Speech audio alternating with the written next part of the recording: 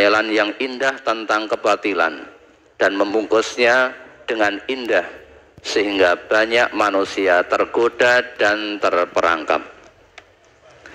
Ketika Adam dan Hawa di surga, mereka bebas bersenang-senang dan dipersilahkan memakan apa saja yang ada di surga, kecuali dilarang menyentuh sebuah pohon atau syajarah. Setan mendekati Adam dan Hawa, membisiki mereka dengan tipuan dan khayalan yang indah tentang pohon tersebut. Setan menyebut pohon itu Syajaratul Khuldi, yaitu pohon kekekalan, bahwa jika Adam dan Hawa menyentuhnya, memakan buahnya, maka akan mendapat kehidupan kekal abadi di surga dan meraih kerajaan yang tak akan runtuh. Adam dan Hawa pun tergoda untuk mencicipi buah pohon tersebut yang mengakibatkan keduanya terusir dari surga. Fawaswasa ilaihi syaitanu qala ya Adamu hal atulluka ala syajaratil khuldi wa mulkin la yabla. Fa'akala minha fabadat lahuma sawatuhuma wa tafiqa yakhsifani alaihima min waraqil jannah wa asa Adamu rabbahu faghawa summa jatabahu rabbuhu fataba alaihi wahada. Kemudian setan membisikkan pikiran jahat kepadanya dengan berkata, "Hai Adam, maukah saya tunjukkan kepada kamu pohon khuldi atau kekekalan dan kerajaan yang tidak akan binasa?" Maka keduanya memakan dari buah pohon itu. Lalu nampaklah bagi keduanya aurat-auratnya, dan mulailah keduanya menutupinya dengan daun-daun yang ada di surga. Dan durhakalah Adam kepada Tuhan dan sesatlah ia. Kemudian Tuhannya memilihnya, maka dia menerima taubatnya dan memberinya petunjuk. Quran surat Toha ayat 120 sampai 122. Qala rabbi bima aghwaytani la uzayyinanna lahum fil ardi wa la ughwiyannahum ajma'in. Iblis berkata, "Ya Tuhanku, oleh sebab engkau telah memutuskan bahwa aku sesat, pasti aku akan menjadikan mereka memandang baik perbuatan maksiat di muka bumi, dan pasti aku akan menyesatkan mereka semuanya." Quran surat Al-Hijr ayat 39. Tallahi laqad arsalna ila umamim min qablika fazayyana lahumus syaitanu a'malahum fahuwa waliyuhumul yawma walahum azabun alim.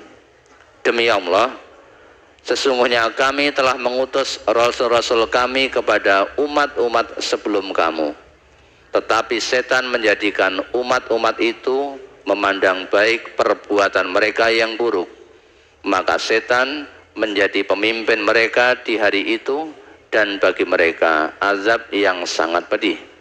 Quran surat An-Nahl ayat 63. Wa 'adan wa samud wa qad tabayyana lakum mim masakinihim wa zayyana lahumus syaitanu a'malahum fasaddahum 'anis sabili wa kanu mustabsirin.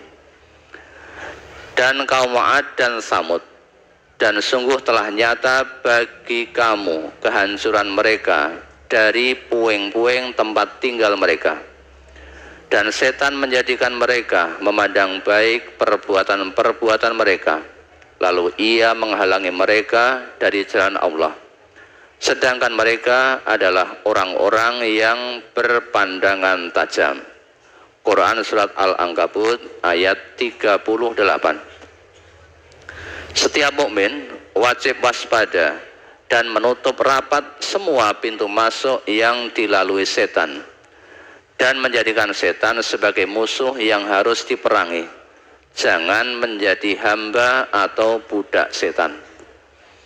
Inna syaitana lakum aduwwun fattakhiduhu aduwwa innama yad'u hizbahu liyakunu min ashabis sa'ir. Sesungguhnya setan itu adalah musuh bagimu, maka anggaplah ia musuhmu.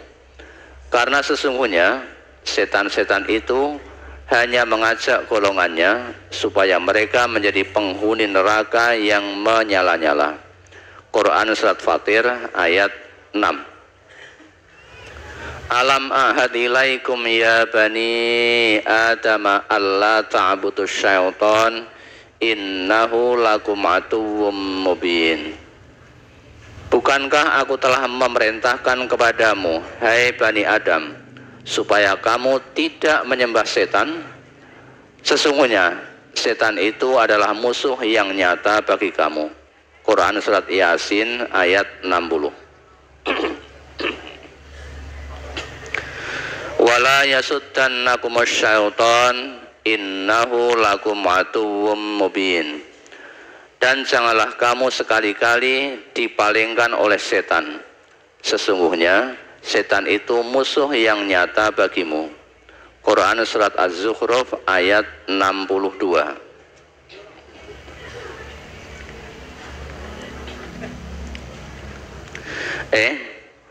Nafsu yang selalu menentang. Hawa nafsu adalah tabiat jiwa manusia yang tidak dapat dihilangkan, melainkan dapat dikendalikan dan diarahkan. Sebab Allah telah menciptakannya dengan tujuan antara lain agar manusia dapat merasakan kesenangan di dunia. Namun Allah juga menghendaki agar dalam rangka memperoleh kesenangan tersebut manusia tidak melanggar aturan-aturannya.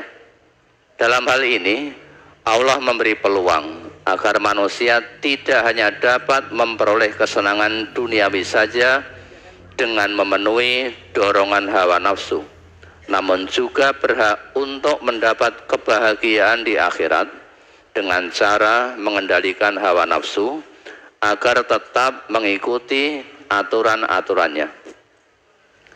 Hawa nafsu yang tunduk pada aturan-aturan Allah Subhanahu wa Ta'ala, itulah yang dinamakan hawa nafsu yang mendapat petunjuk dan rahmat Allah.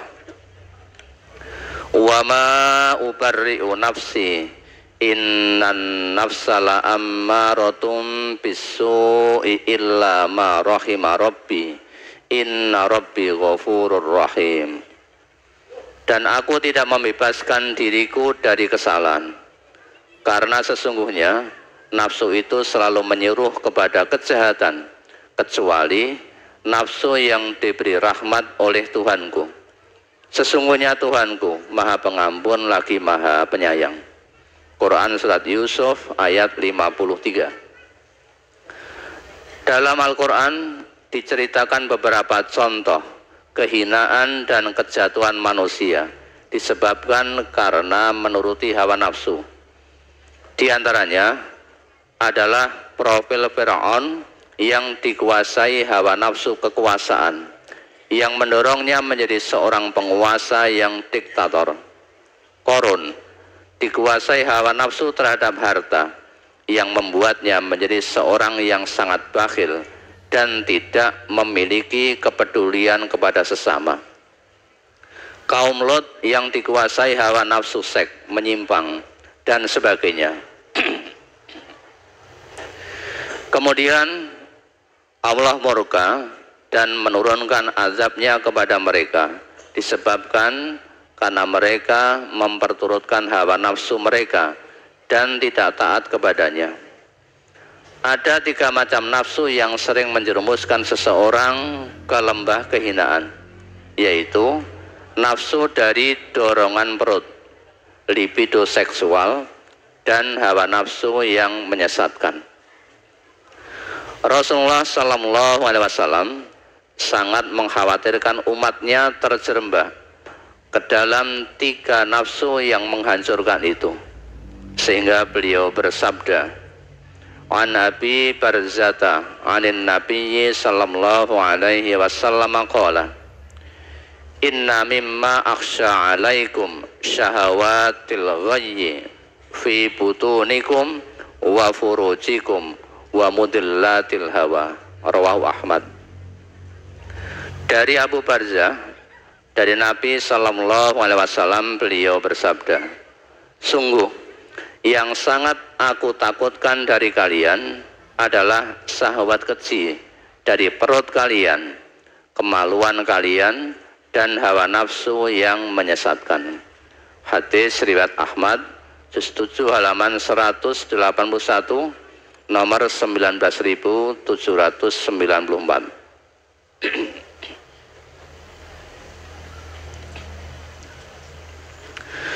Dalam kehidupan modern yang kita jalani sekarang ini, di mana sikap hidup materialisme, konsumtivisme, dan hidup hanya untuk menikmati kesenangan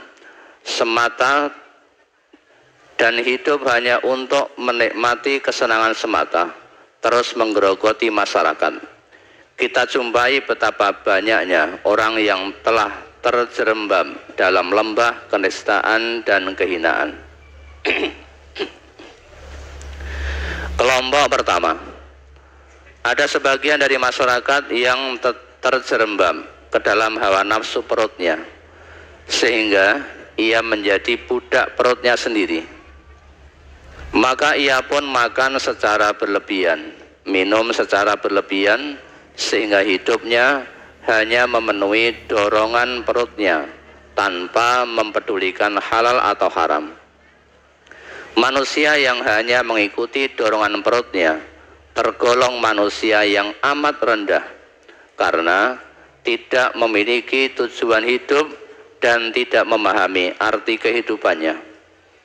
Bila manusia hidup hanya untuk makan dan memenuhi dorongan perutnya, bisa dipertanyakan apa bedanya dengan binatang.